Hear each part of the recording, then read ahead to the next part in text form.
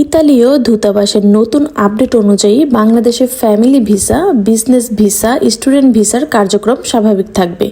এইখানে তিনটি মূল আপডেটের কথা বলা হয়েছে। সেই তিনটি আপডেট আমি সংক্ষেপে আপনাদের সাথে তুলে ধরছি। প্রথম আপডেট হচ্ছে দূতাবাস 20 অক্টোবর 2024 রবিবার থেকে বিএফএস গ্লোবালের মাধ্যমে পাসপোর্ট ডেলিভারি শুরু করবে। প্রতিটি আবেদনকারীর সাথে SMS বা ইমেলের মাধ্যমে যোগাযোগ করা হবে, যেখানে জানানো হবে যে তাদের পাসপোর্ট ডেলিভারির জন্য প্রস্তুত রয়েছে। দ্বিতীয় আপডেট, যেসব আবেদনকারী ইতিমধ্যে ইমেলের মাধ্যমে অ্যাপয়েন্টমেন্টের ডেট পেয়েছেন এবং পাসপোর্ট জমা না দিয়ে নুল্যস্থা এবং অন্যান্য কাগজপত্র জমা দিয়েছেন, তাদের নুল্যস্থা যাচাইয়ের পর পাসপোর্ট বিএফএস গ্লোবালে জমা দেওয়ার জন্য আবার যোগাযোগ করা হবে। তৃতীয় এবং শেষ আপডেট হচ্ছে, যেসব আবেদনকারী ইতিমধ্যে নুল্যস্থা পেয়ে অ্যাপয়েন্টমেন্ট ডেটের জন্য ইমেল করেছেন, তাদের নুল্যস্থা যাচাই করা হবে।